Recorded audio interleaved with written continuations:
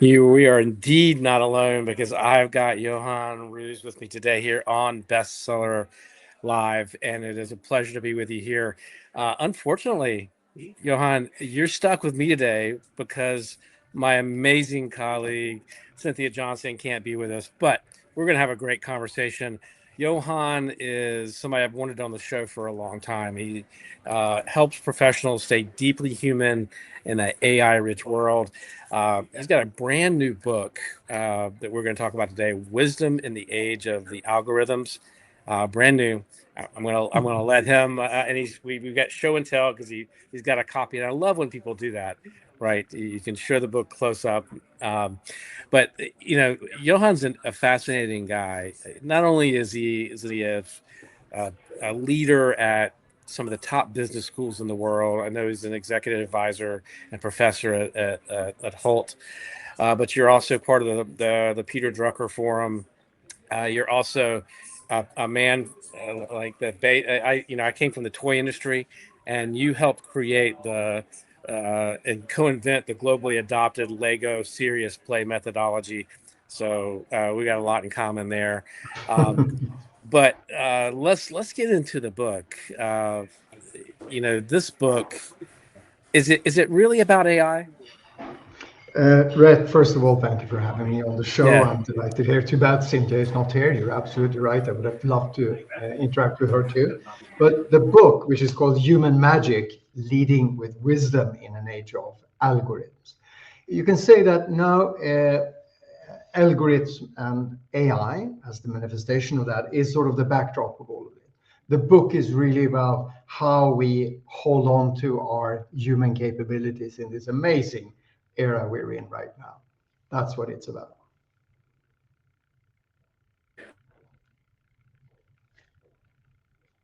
You're muted, Rhett. Sorry, I'm in a cafe today. I'm traveling, so I'm going to have this back and forth with the mute button, I think, so that we can hear each other. Do you think that AI is actually changing us, or is it really just exposing weaknesses that we've always had? What's your thought on that? I think the current AI tools, and we can simplify that by saying AI, just so we're clear, both sort of accentuate and amplify things that have already been there in a sense. And you say it's to some extent damaging us. We'll talk about, but I'm a super AI optimist. I just want to make that clear. I'm not a Luddite. I love this stuff. It's fantastic, but it's also so I'm more focused on that it's accentuating or amplifying the good thing in us, that we can get so much more done. We can do amazing things with these tools. However, I'm just holding the warning flag that this is a little bit like a drug. Be careful, use it with common sense, or you may lose some of your fundamental basic capabilities, and we can talk about that, and perhaps even a bit of your soul. Yeah, I think that's true, and I like you. I'm around AI now a lot, and I work with companies in AI. I'm actually writing a new book on the you know being kind of lost in transaction in this AI world, and so I'm deeply involved in this as well, and in these conversations, and I wonder for you, do you see? I mean, you argue that the greatest risk isn't AI replacing jobs; it's replacing our thinking. I think that's what you were just saying, really, right? How do you know when AI is amplifying your judgment versus sort of replacing it? How do you make that? How do you know that? It's a tricky one because it requires some self-knowledge, right, in the first place. But of course, you could say that these tools are so amazing. You feel you're 5 to 10%, 5 to 10 times as productive, and we all are, when we I use mean, them. I know people now, they're using it for coaching, and I are for advice, and I think that's a little dangerous.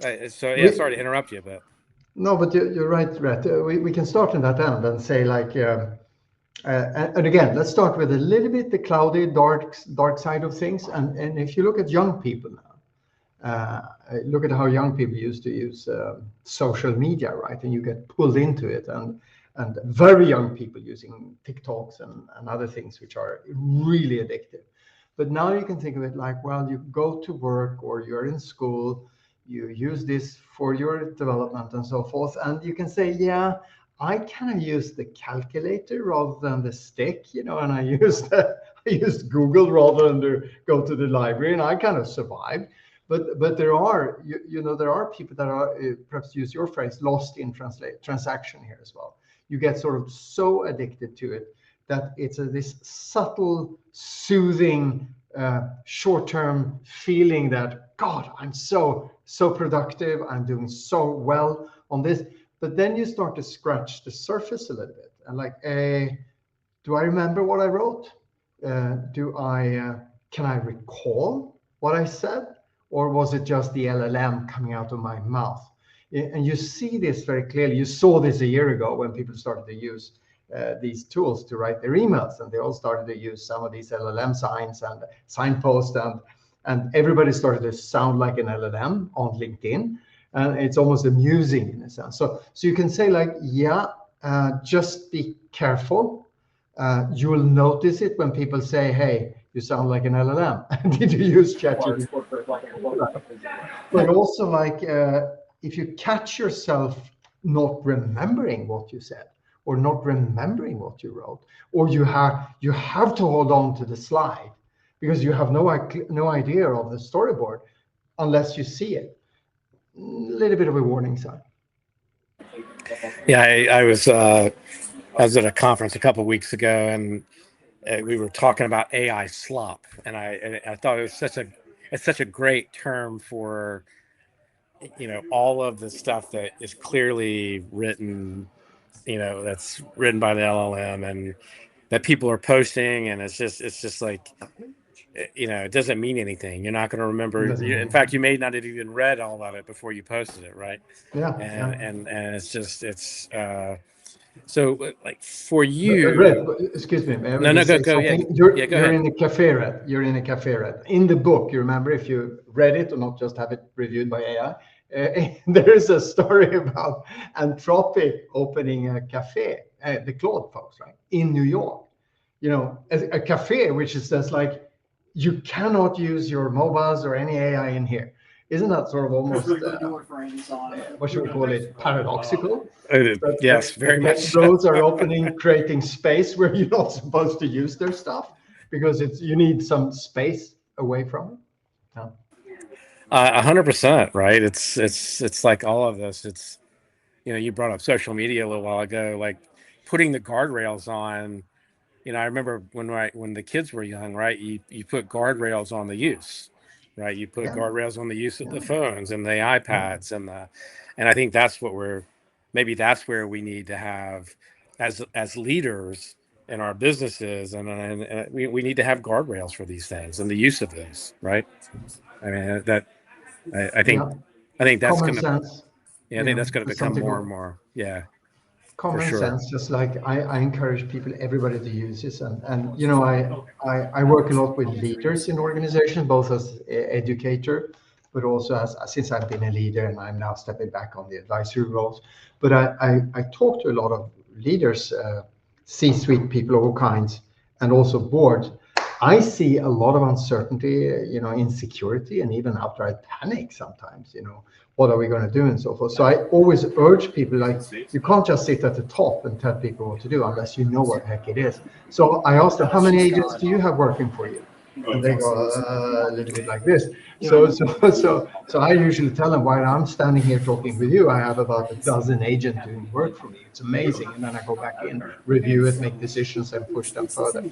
And sort of, unless you get your hands dirty at the top, how can you kind of lead and inspire people without being fooled by a lot of people who says they do this and do nothing? I mean, this is my message to a lot of leaders. Get your hands dirty and try things out. Get yourself experience, make mistakes. Talk to your kids or grandkids, whatever. But you have to understand this because it's going so fast now. And the possibilities are so great that you risk falling behind if you just watch it.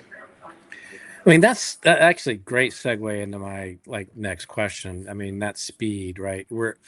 I think CEOs and leadership is under enormous pressure right now to move Mm, faster. mm, I mean, yeah. I think AI promises this efficiency, and Mm, but how do you convince leaders to intentionally slow down long enough to yeah. exercise wisdom here? Because Yes. I feel like sometimes, I was working with a client the other day, and it's like he was saying, "Well, no, no, no, I've got to have these tools. I've got to Mm. have all these. I've got to go chase these tools." And I said, "Time out. Like, what is the problem you're trying to Mm, solve?" mm, mm. Right? Just because somebody else has this tool and you know that they're using this tool, do you have the same problem? Do you have the same bottlenecks? Do you have the same challenge? Right? And it's like we're in these rush to adopt these tools, and we don't know what problem we're solving. So how do you talk about that a little bit? Because I think that's a really It, important. I'll both agree and disagree with you, Rhett, which it makes Okay, it a good conversation in the sense that we, for as sure. for Yeah. all technologies, we tend to overestimate the immediate short-term impact, and we tend to underestimate the longer-term changes here in a sense. So I am urging people to get their rear end in gear and use this so they understand. They have to comprehend, and when things are moving really fast, standing still is not a good strategy, right? But that doesn't mean you have to be stupid and rush into it. I also combine that message with what you hinted at, Brett, namely to say, how can we do this in a smart way in our situation, in our context, where it works for me and my leadership? So, for instance, I was approached by happened to be a family-owned business with about 100 companies in a group of 100 companies, and they felt they were falling behind. The top guy said, "Hey, I'm not very good at this. I'd like to be as good as you are, or whatever. I'm not super good." And so I want my 25, 30 people to be decent in a sense, so they can engage. I said, "Oh, let's talk about it." And this guy said, "All right, so we'll do program. It will take about 18 to 24 months." And I said, probably a little bit faster. But then I said, what's the problem? I cited you, Red. What's the problem you're trying to solve? It may not be a classical kind of program of some kind. It may be just let's have some experiences to try out some agents. Then we debrief and say, hey, how does this impact me? What was my experience? So I said, let's create a couple of discussion debrief half days, right? And talking this through. Much better, Red, because then, in a sense, you call upon their practical wisdom, which is the experience you have to say what matters, what is right, what resonates with what I'm doing and the people I'm working with, and what will work in practice. And that does not come from a download or an AI tool. Frankly, if it does, you should be worried. But that is, in a sense, you with all your scars and all your scratches and all your gray hair, which I've almost shaved off. I'm not as good as you, Red, on that. But like it is, when you look like Dumbledore, you should have something. But it's this idea of doing it in your space with your timing. You're right. I often call upon people to just slow down a bit, hold the question a little bit longer, because that's when your neurons are connected. I love this idea, though. I love the way you put that, because I love this idea of practical wisdom. Right? That's not something that we often tap into this Mm. when we're making these kind of decisions. How do you get companies to tap into that? And I mean, do you have to sort of teach this or show them what this is? Or I mean, because this is It, I think this this is a is one really of the key point. It's a key point. Rhett, you're right. In a sense, this is one of the most fascinating concepts and practices actually that is around. It is, we can go back 2,300 years ago to the ancient Greek, because that's where they started to really conceptualize this. But we can also go back 4,000 years in the Indian Vedic tradition and talk about Vivek. Or you can go back actually to Islamic scholarship and talk about hikmah. Thousands, I mean, it's really old things. This is the idea of phronesis in ancient Greek that has later been translated to practical wisdom. So this is a global idea of actually calling out the notion of that you can make decisions and take actions that are good, not just for me, myself, and I, but also for the community that you're a part of. This is what we want to have in leaders, right? Not just being egoism and enriching themselves, but really actually taking care of people. So this is a cross culture. You'll find in, I forgot, African Ubuntu tradition, same thing. This idea is super interesting. Can you teach it? Actually, it was an interesting idea that even Aristotle in the ancient Greek cities of Athens talked about it. How can we actually become wise without looking like you, Rhett, or Dumbledore? That's and even Aristotle had talked about this. Like, well, Yeah. maybe there are some shortcuts. We can expose ourselves to difficult situations. This is what I'm urging people to do with AI tools. Try things out, challenge, have them be your adversary. Do things, that make mistakes, and you learn from that, because you have to practice your moral judgment. It's ultimately about that. My favorite practical wisdom manifestation is a guiding principle, what I would call the mother of all guiding principles. When in doubt, do the right thing. I could not have said that better myself. Always follow your values, right? Those answer the hard questions. It makes it makes the hard questions or the hard decisions easier. So back to AI, Rhett. So when Yeah. you find yourself, not you, Rhett, but when perhaps none of your listeners would ever do this, but when some of their friends may find in themselves in a situation where they ask Claude, Gemini, or ChatGPT, or whatever, say, what should I do? What is the right thing here? What matters to me? They will get an answer, because these machines are not large thinking models, they're large language models, and based on, they will never reply, I don't know, you should know that. So in a sense, they will give you an answer, and if you treat that as yours, you're in danger zone. You're in the amber zone, going towards red. No, I mean, I could see saying, what do you think some of the round? I could use it as a thought partner in that. Yes. Right. I could say, this is the decision I have to make. What are some of the potential outcomes? Right. What are some of the potential consequences I might have to face because of this? But you can't let it make that decision. And I think that's I'm I'm an executive coach, and I've been really thinking a lot lately. I've been working with coaching.com on this course about how to use it in coaching. And a lot of these questions are coming up, and these types of questions are coming up, and it's fascinating. It really is fascinating. I mean, we're in such a we're in this seminal moment, I think, for so much of this. It's really interesting. What do you think? Go ahead. I know you had a. No, I was just saying, this is the message of the book, all right? It is really you, every listener here, make decisions, micro decisions, zillions of them every day, and it's your decision.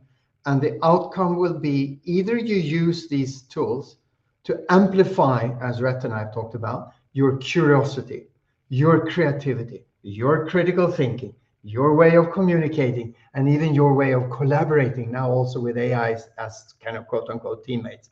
Or you will erode your jelly bean and be asking less questions, less curious. You will play along with critical thinking. You try to be creative, but you don't realize it's just a recombination of existing stuff. You will not get the because and sort of skip the critical thinking. You will start to sound like an LLM when you communicate, and you have no idea how to collaborate with agents. In a sense, I'm just putting this up as like, it's your choice, guys. It's your choice. And Well, I'm it's describing a little bit how to avoid that in the book. but it's the key to your survival in this new age, right? In terms of work, let's Yes. just take Yeah. the workplace, right? Who Yeah. do I want to keep on my team?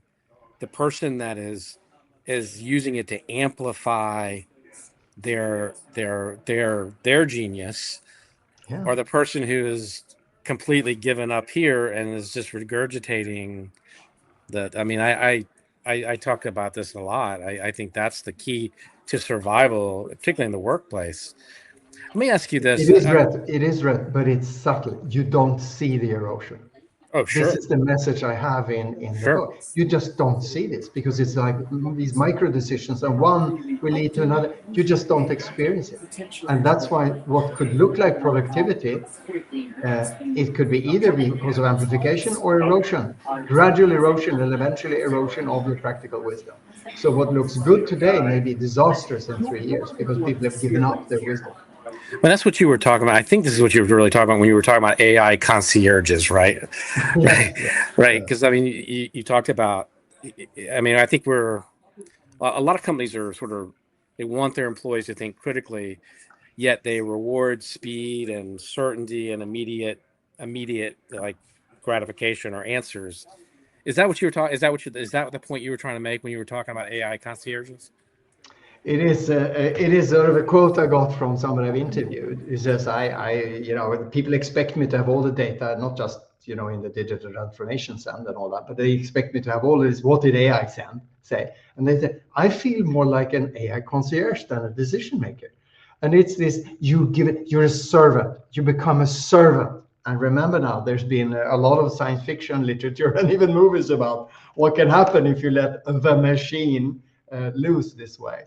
So it is about holding on to your human magic. This is what I tell everybody at the end of my speeches. Hold on to your human magic because it is yours to keep. What matters, what is right, what resonates, what works. These are moral judgments, not just practical judgments. I've been struggling with this question, and maybe I'll get your take on it. Do you think that curiosity, like I feel like we have to figure out a way to keep our curiosity because I think as things get easier, Yes.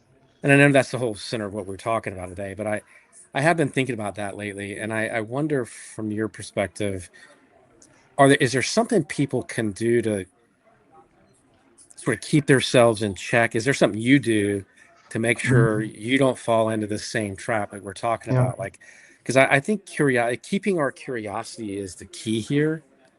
And Right. I don't know if that's I don't know if that's a coherent question, but I hope that Well, you got it. Yeah. you seem reasonably coherent to me, Rhett. I'll let you know if you don't. But I start with, my first chapter is our choice, right? And then I have these five, and then I have practical wisdom, and then it's basically your choice. So the first capability I talk about is curiosity. And the reason is because I think it is the door, a little bit like you indicate, right? This is the starting point. If you're not curious, you can almost forget the rest. And curiosity, there's lots of theories about curiosity, and I have not invented any theory. It's just summarized here. Think of it as the laser and the radar, right? And like you're curious about something, you're super sharp, you hone in, that's exactly what I want to know. And then you find it out. It used to be that we went to the library, right? And then then we used Google, and now we just ask and you get sort of an answer. But and these AI tools are amazingly good at this because they have all the knowledge in the world, correct? And they will give you an answer, right? But it starves the radar because the radar is where you go scan broadly. You may not know, you kind of fumble around and you do all of this stuff. That is what makes us human. This is where we want to go broad as well. Remember, people talk about the T-shaped individual, right? You focus on something, but you're also broad. This is where you need to watch out. So I keep myself as broad as I possibly can within my limitations.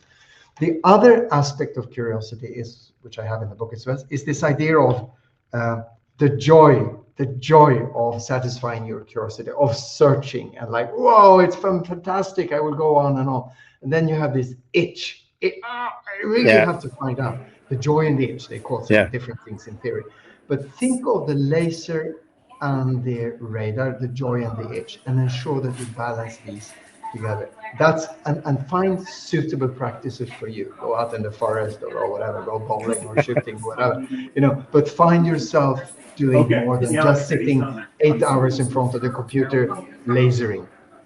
Yeah, I know that joy in that itch. I love that analogy. That aptly describes it, right?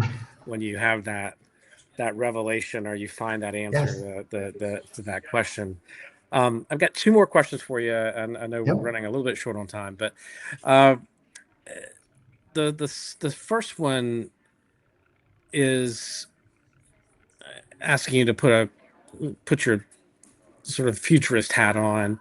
But what do you think the number one skill for leaders is going to be 5 years from now? Like what is the um, because I just think leadership is, I mean, it's always changing, it's always evolving, and what we require of leaders and the skill sets that we require of leaders. But what do you think for a manager or an entrepreneur? What do you think that key skill is going to be, or a leader of any type?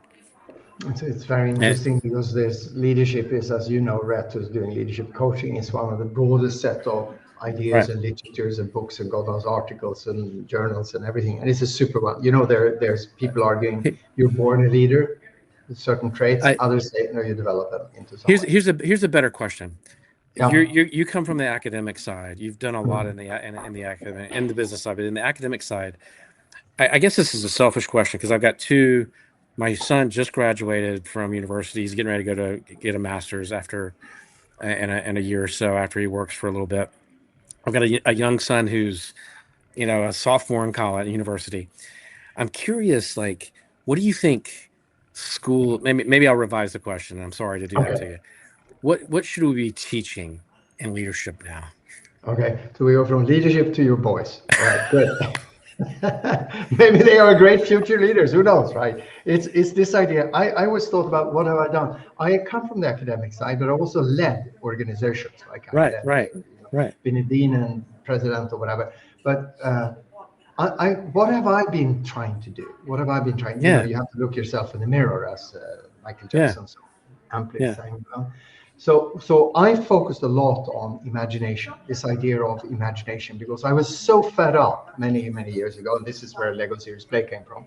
This whole idea that leadership teams and CEOs were sitting in the leadership team, drilling in strategy, and it was so flat, so boring. And this is not confidential anymore, but so boring and so flat, all of the thing I work with, super boring. So I said, there must be a better way because they're clearly not imaginative. So I worked a lot on imagination and I tried to continue with that. And play is a vehicle to develop your imagination, right? Serious play is an approach. Then I said, well, interesting. I'm super interested in leadership as not just driving people and having grand visions, which I think is a bad term because vision and hallucination is there's a very thin line between those two. But this idea of enabling change, right? Because we're living in a changing world. Why shouldn't organization change all the time? And of course they do. So this notion of change readiness, change preparedness has been part of my work all the time. And if you think of it, this is what we do as leader. We enabling change. We encouraging people to be part of change, to want to do change, not just saying it. And we're not forcing. It's super difficult, super difficult. Change management is still one of the most sought after leadership programs ever, right? And I'm sure in your coaching you talk a lot about this. And then I said, well, what else can you do? Well, we change, we adapt, we innovate, we do all of these stuff here. And I think right now there's a lot of work about agility and so forth. But now I think, what should your boys teach, learn? Sorry, what I wanted to say is there's a recent article out, I think it was in Wall Street Journal, just saying that the first generation of AI native people have joined the workforce, right? And employers are blown away negatively. Right? This is no generalization at all, but it's like the article I wrote was to say that these people can do a lot of stuff with AI tools. Without AI tools, they can do nothing. This is a broad generalization, of course, but I read an article. I'm sorry, I can't find exactly in my head where it was, just the other day. And like, whoa, we're shocked. So you could say, what should people be able to do? Leaders and all professionals and anybody, they have to be curious, they have to be creative, they have to be critical thinking. And there's a great tool in the book from the 1950s about mapping arguments. You have to be able to communicate. And this is not like doing what we're doing now, Rhett. You and I can do it because we're reasonably experienced and people know each other when they work together. But it's about standing there. And I use Cicero's speeches in the Roman Senate as an example in the book. You move people with how you move your body. This is Right. the elegance of the body. And you know that from coaching. What do you want to have a leader that says, well, here we should do this and this, or like, here we are and we're going to do this. So this notion of being able to communicate also with your body, don't lose that. All of these things and collaborate. So what does that tell us? I have it in the book as well. Use some theater theory, use the humanities, be more than the technology. You have to be able to do both. Know the laws of nature and technology.